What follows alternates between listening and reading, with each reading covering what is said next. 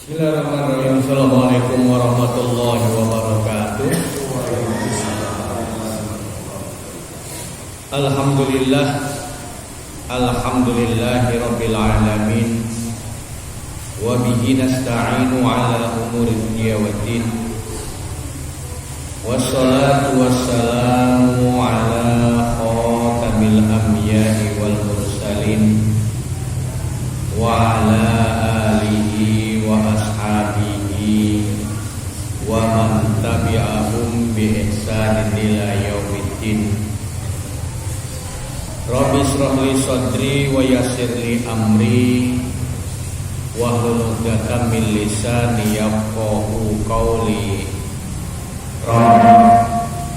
Rabbi zidni ilman nafi'an warzuqni fahman wasi'an. Pertama, marilah kita panjatkan puji syukur kita kepada Allah Subhanahu wa taala yang telah melimpahkan rahmat serta hidayahnya kepada kita semua, sehingga pada malam hari ini kita bisa menunaikan kewajiban kita sholat maghrib yang kita lanjutkan dengan belajar bersama. Salawat dan salam semoga Allah melimpahkan kepada Rasul Muhammad sallallahu alaihi wasallam. Beliau sebagai suri tauladan kita, beliau yang telah diutus oleh Allah Subhanahu wa taala ke muka bumi ini untuk menyempurnakan akhlak manusia, untuk mengentas manusia dari zaman kejahilan menuju zaman yang Islami. Jamaah yang dimuliakan Allah, kita lanjutkan malam hari ini ayat yang ke-53 dari surat Al-Isra. A'udzu billahi minasyaitonir rajim. Bismillahirrahmanirrahim. Wa qul li'ibadi yaqulul lati hiya ahsan. Inna syaitana yanzahu bainahum. Inna syaitana kana lil insani aduwwan mubina. Wa qul li ibadi, dan katakanlah wahai Muhammad untuk hamba-hambaku, yaqulul lati hiya ahsanu, hendaklah mereka mengucapkan perkataan yang lebih baik atau yang benar.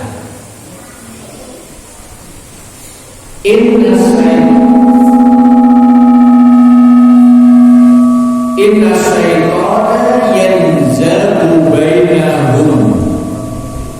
Sesungguhnya setan itu menimbulkan perselisihan di antara mereka. Karena inna syaitana kana lil insani aduwwan mubina. Sesungguhnya setan itu adalah musuh yang nyata bagi manusia.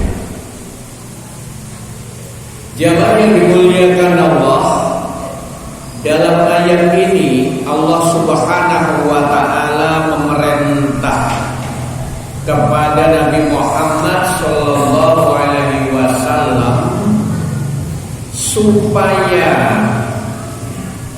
dikatakan kepada hamba-hambanya yang mukmin. Untuk apa? Ayyaqulu fi mukhatabatihim wa muhawaratihim al-kalam al-ahsan wal kalimah at-thayyibah, agar supaya mereka itu dalam berbicara, dalam ngobrol-ngobrolnya, dalam berdiskusinya dalam bercengkeramanya hendaknya mereka itu mengucapkan kata-kata yang baik. Fa innahum in lam yaf'alu dzalika naza'a syaitanu bainahum. Kenapa? Karena jikalau mereka tidak melakukan itu, maka setan akan masuk di situ. Setan akan mengompori di situ. Setan akan ngipasi, akan manas-manasi dan lain-lain sebagainya.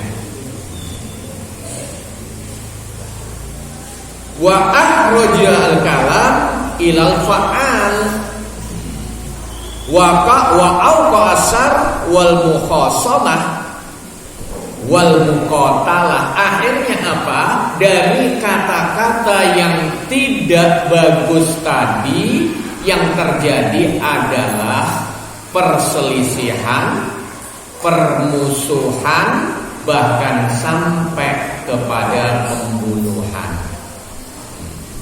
Jadi di dalam ayat ini Allah Subhanahu wa taala memerintahkan kepada Nabi Muhammad, ya Muhammad, katakan kepada orang-orang mukmin hendaklah mereka itu berkata dengan kata-kata yang baik, benar dan baik. Karena seringkali terjadi benar tapi cara penyampaian yang kurang baik. Nah, ini yang menyebabkan kadang perselisihan, permusuhan, yang akhirnya menjadikan perseteruan, bahkan pembunuhan yang terjadi. Nah, ketika kita memahamkan kepada manusia, kita memahamkan kepada saudara kita, itu ya ada metodenya, ada caranya. Tidak asal antem kromo saja kita berdakwah. Allah Subhanahu wa taala sudah memberitahu bagaimana kita berdakwah, bagaimana kita mengajak saudara kita kepada kebaikan. Di sana ada 3 cara yang diajarkan oleh Allah Subhanahu wa taala bagaimana kita mengajak mereka. Dalam ayat Al-Qur'an Allah Subhanahu wa taala sudah memberitahu kepada kita, ud'u ila sabili rabbika bil hikmah wal mau'izah hasanah wajadilhum billati hiya ahsan. Jadi berdakwah ada 3 cara. Yang pertama adalah bil hikmah, dengan cara yang bijak. Yang kedua adalah bil mau'izah, dengan nasihat yang baik. Dan yang ketiga adalah dengan berdebat. Masing-masing ini ada tempatnya, tidak semua harus dilaksanakan. Untuk dengan orang awam bagaimana, untuk dengan kalangan terpelajar bagaimana. Yang terakhir, yang jidal al-hasan, yaitu berdebat atau berdiskusi. Ini hanya untuk mereka-mereka yang berakal dan keras kepala, gitu loh. Jadi tidak di semua tempat kita harus berdebat, tidak. Lawan orang yang awam kita berdebat, yang ada adalah debat kusir. Dan debat kusir itu Rasulullah dilarang. Ya. Debat kusir itu yang nggak ada penghujungnya, itu dilarang oleh Rasulullah. Jadi ada metodenya, cara menyampaikan.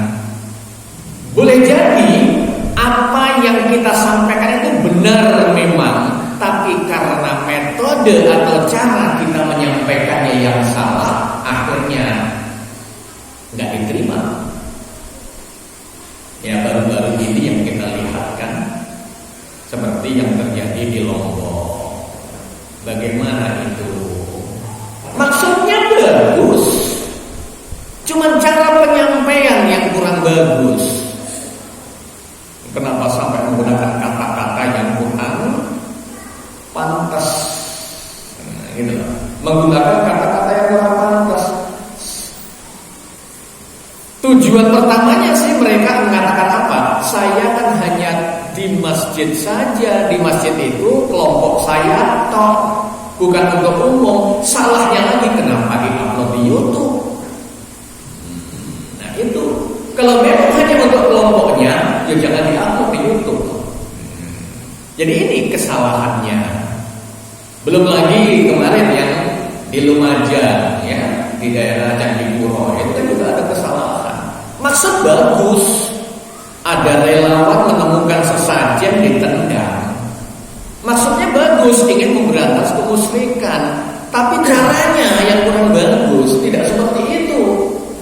Akhirnya yang terjadi apa? Justru besok hari Jumat akan ada sesajen besar-besaran, 1000 takbir, 1000 dupa di kolam renang Jalim yang disponsori oleh bupatinya. Nah, niatnya bagus memberantas kemusyrikan, tapi justru kemusyrikan yang besar yang muncul. Ya mudah-mudahan jangan sampai ini nanti mengundang murka Allah yang lebih besar dari sebelumnya. Ya, mudah-mudahan tidak mengundang murka Allah. Kalau kemarin mungkin erupsinya hanya segitu, gara-gara 1000 dupa, 1000 sesaji, Allah murka lebih besar lagi. Apa yang terjadi? Bisa-bisa daerah kita juga kena. Nah ini kenapa? Efek dari cara penyampaian yang kurang benar. Maksud betul memang. Kita memang diperintahkan untuk dakwah, man ra'a munkaran falyughayyir biyadihi. Itu perintahnya seperti itu. Barang siapa yang melihat suatu kemungkaran, maka hendaknya dia itu merubah dengan tangannya, dengan tindakan. Fa in lam yastati' fa bilisani. Kalau dengan tindakan enggak bisa, ya dengan lisannya, dengan perkataan. Fa in lam yastati' fa biqalbi. Kalau dengan perkataan enggak bisa, dengan hati. Apa dengan hati itu? Artinya kita mengingkari, kita membenci, kita tidak suka dengan kemungkaran itu. Walaupun itu adalah iman yang paling lemah. Inna dzalika min adhafil iman. Yang demikian itu adalah selemah-lemahnya iman. Ya masih mendingan daripada enggak punya iman. Nah, inilah. Jadi penyampaian. Makanya di sini dinyatakan oleh Allah Subhanahu wa taala, "Qul li ibadi yaqulu allati hiya ahsan." Dengan berkata-kata yang baik. Tadi dalam konteksnya adalah dakwah yang kami sampaikan tadi. Tapi di sini adalah dalam arti yang umum. Yang disampaikan oleh Allah di sini dalam ayat ini tidak hanya dalam konteks dakwah, dalam arti yang umum. Kita ngobrol setiap hari, hendaklah kita pakailah kata-kata yang bijak. Jangan sampai muncul dari mulut kita kata-kata yang kasar.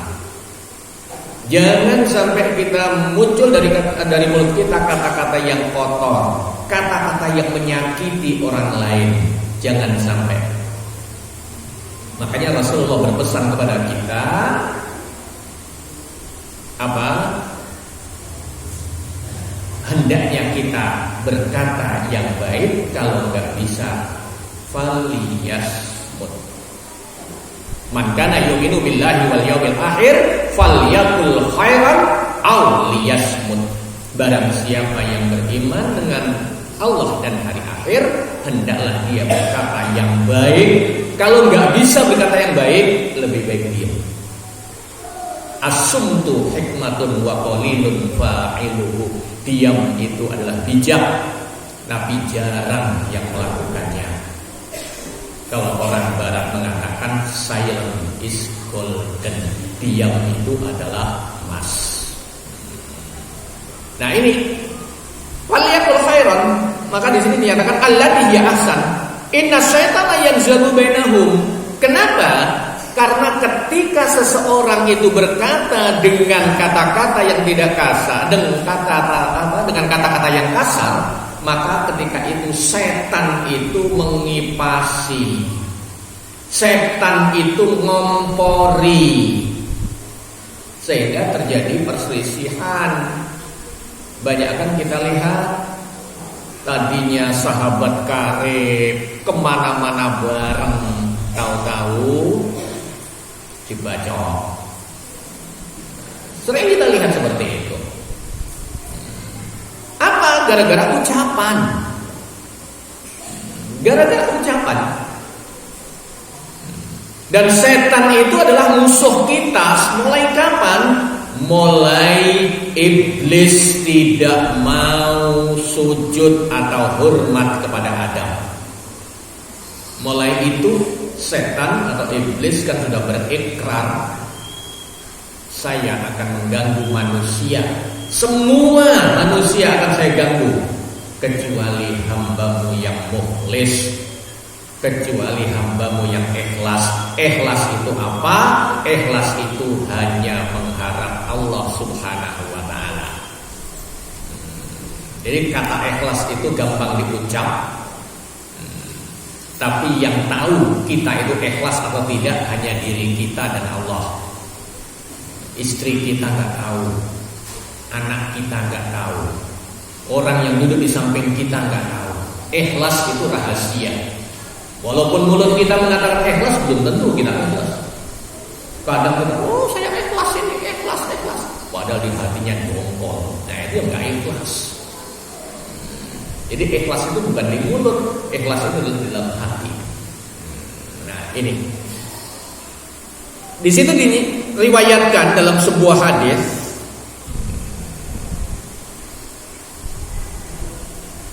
apa di situ? Wa qala al-Imam Ahmad, haddatsana Abdul Razzaq, haddatsana Ma'mar an Hammam an Abi Hurairah radhiyallahu anhu qala Rasulullah sallallahu alaihi wasallam, la yashiranna ahadukum ila akhihi bisilah. La yushiranna. Nah ini, jangan sekali-kali salah satu di antara kalian menunjuk saudaranya dengan senjata. Kadang kan kita pegang pisau nunjuk saudaranya. Jangan. Kan walaupun itu guyon, walaupun itu canda. Ya, dinyatakan di sini la yushiranna ahadukum ila akhihi bisilah. Jangan sekali-kali. Nah di situ ada nunut taukid. Yushiranna. Nunut taukid penekanan di situ. Ahadukum ila akhihi bisilah. Fa innahu la yadri ahadukum la'alla syaitan ayyanza'a biyadihi wa yaqa'u fi hukratin minan nar. Karena seseorang di antara kita enggak ngerti, jangan-jangan di tangan kita dihinggapi setan. Di tangan kita diganggu oleh setan secara enggak sengaja, kemudian silah tadi menyebabkan kita masuk ke dalam lubang neraka. Kalau dalam cerita pewayangan ya Bang Sumantri dengan adiknya, siapa yang namanya lupa ya, anaknya Bang Sumantrinya, gara-gara adiknya yang jelek mau ikut nggak boleh, maka ditakut-takuti sama Bang Sumantri dengan anak-anaknya. Akhirnya apa? Ya terjadi, akhirnya terbunuh adiknya. Nah ini loh yang dilarang oleh Rasulullah. Jadi jangan sampai walaupun kita sedang pegang arit, nunjuk ya jangan pakai arit toh. Kita pegang pisau, nunjuk jangan pakai pisau. Tunjuk pindah pisau itu taruh mana itu, baru kita nunjuk pakai tangan kita. Nah, ini Rasulullah melarang kita seperti ini. Wa akhrajahu min hadits Abdul Razzaq. Kemudian dalam hadis yang lainnya waqala Imam Ahmad, haddatsana Affan, haddatsana Ammar, amba'ana Ali bin Zaid, anil Hasan qala, haddatsani rajulun min Bani Salim qala, ataitu Nabi sallallahu alaihi wasallam. Di situ ada seseorang laki-laki datang dari Bani Salim kepada Rasulullah sallallahu alaihi wasallam. Wa huwa fi azfalatin minan nasi. Ketika itu Rasulullah sedang berkumpul dengan para sahabatnya. Fasami'tuhu yaqul, Ketika itu saya mendengar Rasulullah bersabda, al-muslimu akhul muslim, la yadlimuhu wa la yahduluhu. Seorang muslim itu adalah saudara muslim yang lainnya. Orang muslim adalah saudara muslim yang lainnya. La yadlimuhu, maka dia tidak boleh berbuat aniaya. Jadi seorang muslim gak boleh menganiaya muslim yang lainnya. Wala yahduluhu, dan juga tidak boleh menghinanya. At-taqwa hahuna, Rasulullah menyatakan takwa itu ada di sini. Sambil Rasulullah menunjuk dadanya ketika itu. Qala Hammad wa qala biyadihi ila sadrihi. Ya, Hammad mengatakan ketika itu sambil menunjuk dadanya, begitu Rasulullah. Wa ma tawadu rajulani fillah, tidaklah dua orang itu bersahabat karena Allah Subhanahu wa taala. Dia bersatu karena Allah Subhanahu wa taala. Dia bersama karena Allah Subhanahu wa taala. Fa farraqa bainahuma illa hadath, kemudian illa hadatsan biha yahdutsu ahaduhuma, kemudian berpisah keduanya hanya gara-gara ucapan yang diucapkan salah satu di antara keduanya. Al-muhditsu syarrun wal muhditsu syarrun wal muhditsu syarrun. Yang berbicara itu jahat, yang berbicara itu jelek, yang berbicara itu ya jelek, syarrun itu jelek. Jadi dosa bagi siapa? Yang berbicara. Orang tadinya runtung-runtung kemana-mana bareng, rukun banget. Kemudian gara-gara ucapan yang tidak bagus, akhirnya terjadi perselisihan, permusuhan antara keduanya, maka dosa didapat oleh dia yang berbicara itu tadi. Maka kita jaga dengan sebaik-baiknya. Pembicaraan kita jaga dengan sebaik-baiknya. Jangan sampai kita masuk ke dalam itu tadi, walaupun niat kita adalah bagus. Kam min aibin qaulan sahihan wa afatuhu min fahmis saqim. Itu kata-kata bijak mengatakan, banyak orang yang membenci kata-kata yang benar gara-gara dia salah paham. Salah paham kenapa? Karena yang menyampaikan tidak benar caranya. Akhirnya gara-gara cara yang benar tersinggung, yang terjadi apa? Tadi banyak terjadi di mana-mana hal seperti itu. Jamaah yang dimuliakan Allah, Rabbukum a'lamu bikum. Di situ Allah melanjutkan ayatnya dalam ayat yang ke-54. Rabbukum a'lamu bikum, iyyasha yarhamkum au iyyasha yu'adzibkum wa ma arsalnaka 'alaihim wakila. Rabbukum a'lamu bikum, Tuhanmu Allah itu lebih mengetahui daripada kalian semua.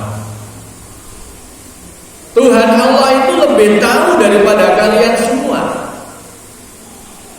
Iyyasha yarhamkum, kalau Allah menghendaki, Allah akan mengasihi kalian. Itu memberi rahmat kalian. Yarhamkum. Au iyyasha yu'adzibkum, dan kalau dia menghendaki, dia akan mengadab kalian. Wa ma arsalnaka 'alaihim wakila, ketahuilah wahai Muhammad, tidaklah aku aku mengutus kamu kepada mereka kecuali hanya untuk wakilku. Apa itu? Yaitu inzar, memberikan peringatan, dan tabsyir, dan memberikan kabar gembira. Jadi Nabi Muhammad diutus oleh Allah Subhanahu wa taala sebagai wakilnya di muka bumi ini untuk menyampaikan saja, untuk menyampaikan. Sementara segala sesuatu keputusan ada di tangan Allah Subhanahu wa taala. Allah yang tahu siapa mereka-mereka yang memang pantas dikasih rahmat, dan Allah juga yang tahu siapa-siapa mereka yang mendapatkan azab dari Allah Subhanahu wa taala. Wa rabbuka a'lamu biman fis samawati wal ardi. Dan Tuhanmu Muhammad, dialah yang maha mengetahui biman fis samawati, dengan siapa-siapa yang ada di langit, wa fil ardi, dan siapa-siapa yang ada di bumi. Wa laqad faddalna ba'dhan nabiyyin 'ala ba'din, dan telah kami utamakan sebagian nabi dari sebagian yang lainnya. Wa ataina Dawuda zabura, dan telah aku beri Daud itu kitab Zabur.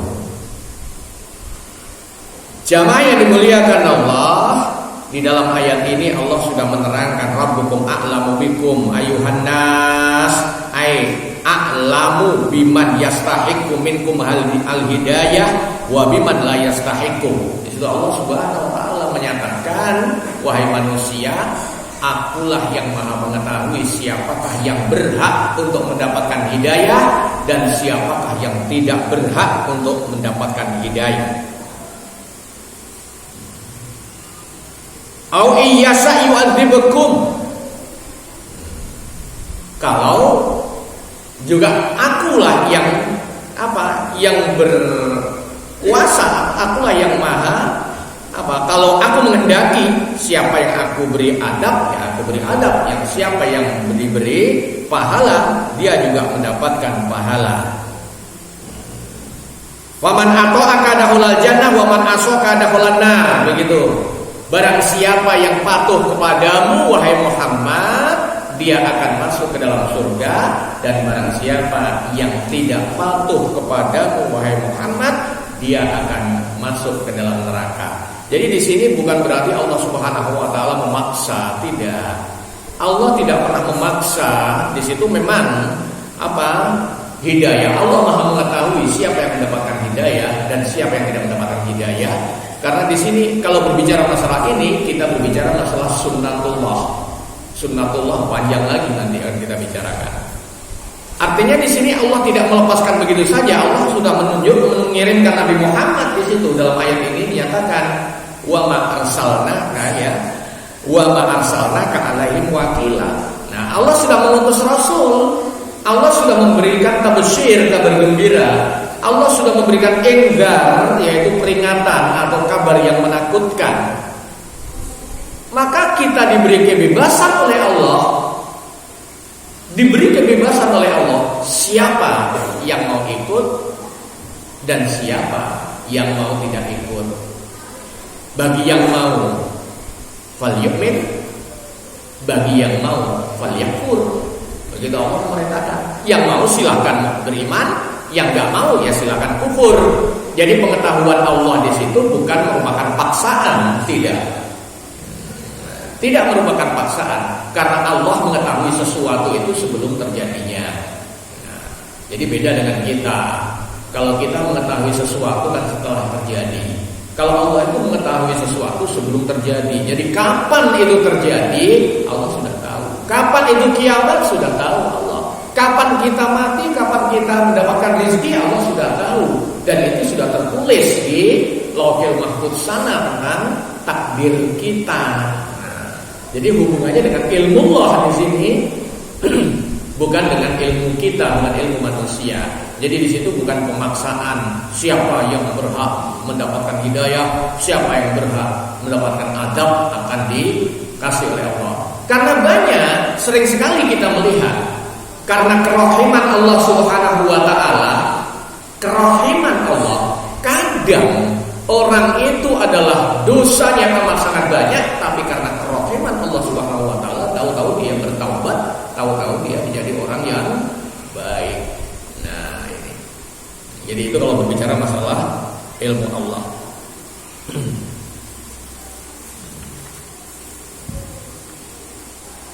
Walaqad faddalna ba'dhan nabiyyin 'ala ba'din. Di situ Allah Subhanahu wa taala walaqad faddalna, dan telah aku utamakan, telah aku lebihkan ba'dhan nabiyyin 'ala ba'din, sebagian nabi atas yang lainnya. Dalam ayat yang lainnya, dalam Al-Baqarah ayat 253, Allah berfirman, tilkar rusul faddalna ba'dahum 'ala ba'din minhum man kallamallah wa rafa'a ba'dahum darajat. Rasul-rasul itu telah aku angkat, telah aku lebihkan satu dari yang lainnya. Sebagian di antara mereka minhum, sebagian di antara mereka kallamallahu, diajak bicara oleh Allah Subhanahu wa taala secara langsung. Wa rafa'a ba'dahum darajat, dan telah aku tinggikan sebagian di antara mereka beberapa derajat. Yang diajak bicara dengan langsung sehingga mendapatkan laqab kalimullah itu kan Nabi Musa alaihissalam. Nabi Musa kan berkali-kali diajak bicara oleh Allah Subhanahu wa taala secara langsung. Ketika Nabi Musa minta kepada Allah untuk apa? Untuk menampakkan wujudnya. Maka ketika itu Allah berfirman, lihatlah bukit itu. Kalau bukit itu tetap pada tempatnya, niscaya kamu akan melihat saya. Tapi kalau kamu lihat bukit itu runtuh, maka kamu gak bisa melihat saya. Dan lain sebagainya, banyak sekali, sering sekali di Tur Sinan itu Nabi Musa juga berbicara dengan Allah secara langsung. Wa hadza la yunafi ma sabata fi sahihaini. Nah, ini tidak bertentangan dengan hadis Rasul yang diriwayatkan oleh oleh Bukhari Muslim dalam kitab sahihnya, di mana Rasulullah SAW bersabda, la tufaddilu bainal anbiya. Dalam hadis sahih ini Rasulullah berpesan, jangan kamu melebih-lebihkan satu nabi dengan nabi yang lain. Nah, secara zahir seakan-akan antara ayat tadi dan hadis ini bertentangan. Sebetulnya tidak bertentangan di sini. Lalu bagaimana? Fa innal murad min dzalika huwa at-tafdhil bi mujarradi at-tashahhi wal asabiyah la bi muqtada ad-dalil. Yang dimaksud oleh Rasulullah dalam hadis di situ, jangan engkau lebihkan salah satu nabi dari nabi yang lain karena kefanatikan kamu atau kecintaan kamu dengan nabi itu tanpa berdasarkan atas dalil. Sementara di dalam Al-Quran banyak sekali ayat-ayat yang menyatakan nabi ini lebih utama dari ini. Dalam ayat Al-Quran disebutkan, di sana ada beberapa nabi yang disebut dengan ulul azmi. Ada 5 ulul azmi, kalau disingkat menjadi mimin. Siapa itu? Mimin atau minim boleh. Muhammad, Ibrahim, Musa, Isa, Nuh. Mimin. Itu kalau disingkat. Dalam ayat Al-Qur'annya dinyatakan surat Al-Ahzab ayat yang ke-7, wa idza akhadna minan nabiyyin mitsaqahum wa idza akhadna minan nabiyyin mitsaqahum minka. Ketika aku ambil perjanjian dengan daripada nabi itu, minka, darimu ya Muhammad, wa min Nuh, dan juga dari Nabi Nuh, wa Ibrahim, dan Ibrahim, wa Musa, dan Musa, wa Isa ibnu Maryam, dan Isa ibnu Maryam. Jadi 5 ini disebut ulul azmi. Ulul azmi itu apa? Ulul azmi itu adalah nabi yang memiliki ujian paling berat di antara yang lainnya, memiliki kesabaran yang lebih daripada nabi-nabi yang lain. Ada 5 nabi ini. Kemudian dalam ayat yang lainnya, yaitu surat Asy-Syura ayat yang ke-13 juga berbicara dengan ini. Syara'a lakum minad dini ma wassa bihi Nuhan walladzi auhayna ilaika wa ma wassayna bihi Ibrahim wa Musa wa Isa an aqimuddin wa la tatafarraqu fihi. Yang disebutkan dalam ayat ini juga 5 orang tadi, 5 nabi itu, 5 rasul. Jadi tidak bertentangan antara kita rasul melarang kita untuk mengutamakan atau melebihkan salah satu nabi dengan nabi yang lainnya. Dengan ayat ini tidak ada pertentangan. Karena yang dimaksud di situ adalah melebihkan karena asobiyah. Asobiyah itu adalah fanatik, karena kefanatikan kepada Rasul tadi. Dan di antara Rasul-Rasul yang paling utama tadi adalah Nabi Muhammad. Nabi Muhammad itu paling utama, ya, paling utama di antara nabi-nabi yang lain. Nomor 2 adalah Nabi Ibrahim. Sehingga nanti pada hari akhir yang pertama dilihat setelah hisab, yang pertama kali kita lihat adalah Nabi Muhammad, di sampingnya adalah Nabi Ibrahim alaihissalam. Karena sepengetahuan kita ya, yang kita tahu bapaknya para nabi itu adalah Nabi Ibrahim. Jadi setelah Ibrahim, semua nabi itu dari keturunan Ibrahim semuanya. Bagaimana tidak, dari Nabi Ibrahim muncul Ishak sama Ismail.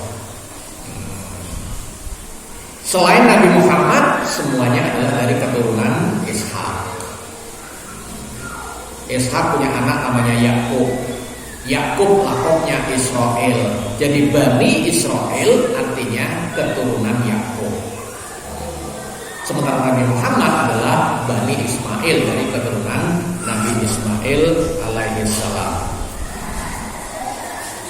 Jamaah yang dimuliakan Allah, dalam akhir ayat di situ Rasulullah SAW menyatakan, wa ataina Dawuda zabura, dan telah aku beri kepada Daud yaitu kitab Zabur. Tanbihun ala fadlihi wa sarafihi, di sini juga merupakan peringatan untuk keutamaannya dan kehormatannya, sarafnya. Qala Al-Bukhari, di situ Imam Bukhari mengatakan, haddatsana Ishaq ibnu Nasr, akhbarana Abdur Razzaq. Ya, aku diberitahu oleh Ishaq bin Nadr, diberitahu oleh Abdur Razzaq, akhbarana Ma'mar, diberitahu oleh Ma'mar an Hammam an Abi Hurairah, dari Abi Hurairah radhiyallahu anhu, an Nabi sallallahu alaihi wasallam, dari Nabi sallallahu alaihi wasallam qala, berkata, khaffafa ala Daud al-Qur'an, diringankan atas Daud.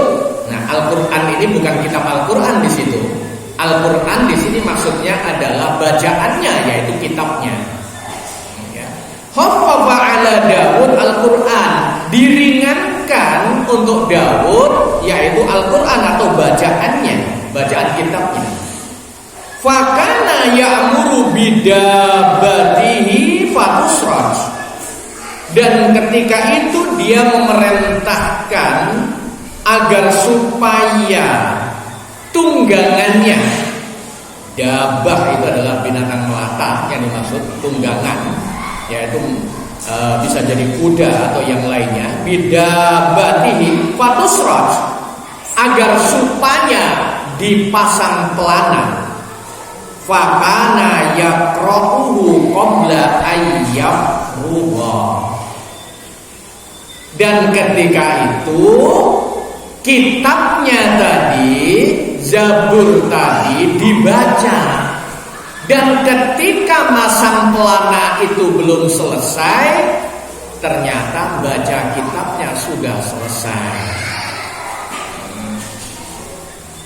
Maka di sini artinya wa ataina Daud Zabur di sini khaffafa ala Daud, diringankan untuk Nabi Daud. Kitabnya diringankan, beda dengan kitab kita Al-Qur'an. Ya, Al-Qur'an itu kita menghatamkannya ya panjang banget. Ada 30 juz. 30 juz, kalau satu juz itu dalam Quran standar ada 20 halaman, ya tinggal kalikan berapa halaman. Satu halaman kita baca berapa menit. Maka mari, ini tadi adalah tentang bagaimana kita mengutamakan. Karena Nabi itu ada yang diutamakan satu di antara yang lainnya. Apalagi kalau kita lihat mukjizatnya, nah masing-masing Nabi kan nggak sama mukjizatnya. Jadi dibeda-bedakan mukjizatnya. Nabi Muhammad tentunya mukjizatnya adalah yang paling agung di antara nabi-nabi yang lain. Karena mukjizat Nabi Muhammad lah yang kekal, yaitu Al-Quran. Al-Quran ini mukjizat. Mukjizat Nabi Muhammad. Kalau mukjizat yang lainnya, ya sesuai ketika itu kebutuhannya. Ketika kebutuhannya sudah terpenuhi, ya sudah nggak ada lagi. Nabi Musa tongkatnya bisa jadi ular. Ya ketika itu, seandainya sekarang kita menemukan tongkat Nabi Musa, kita lempar ya tetap tongkat, nggak mungkin jadi ular. Tongkat Nabi Musa dipukulkan ke batu, fanfajarat min husnata aswata aina, maka muncullah darinya 12 mata air sesuai dengan jumlah kabilah ketika itu. Kalau kita temukan tongkat Nabi Musa sekarang, kita pukulkan batu, patah tongkatnya. Nah itulah, hanya ketika itu. Tapi Nabi Muhammad, Al-Quran khalid, kekal sampai akhir zaman. Kenapa? Karena Allah yang berjanji menjaganya. Allah sudah berjanji, inna nahnu nazzalna dzikra, sesungguhnya akulah, kamilah yang telah menurunkan peringatan, yaitu Al-Quran, wa inna lahu lahafidun, dan kamilah yang akan menjaganya. Jadi Allah, jadi nggak bisa Al-Quran dipalsukan ya.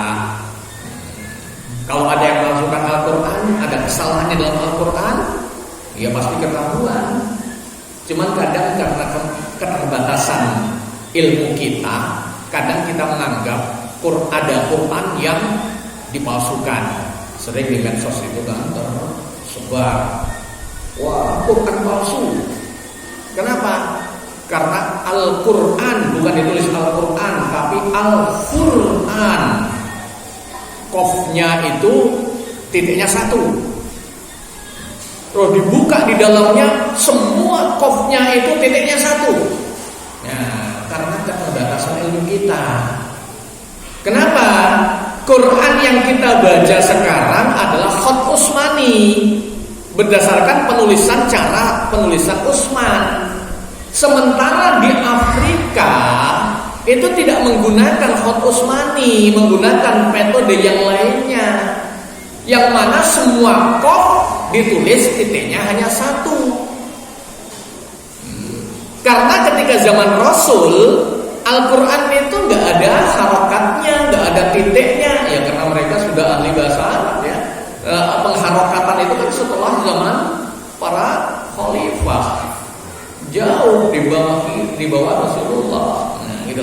Akhirnya terjadi perbedaan penulisan. Jadi bukan Quran palsu, bukan, cuman beda metode penulisannya. Saya pernah menemukan dulu ketika masih di pondok dulu, menemukan ini kok beda ya. Ternyata Ustaz saya bawa dari luar negeri. Oh, pantas. Jadi itu yang bisa kami sampaikan. Mari Kita kembali lagi ke yang awal tadi, pembicaraan kita hendaknya kita berbicara dengan yang baik-baik, jangan sampai kita berbicara yang jelek. Walaupun tujuan kita adalah baik, jangan sampai salah kita menyampaikannya. Ini yang bisa kami sampaikan pada malam hari ini. Banyak kekurangan di dalamnya, kami mohon maaf. Billahi hidayah wa taufik. Wassalamualaikum warahmatullahi wabarakatuh.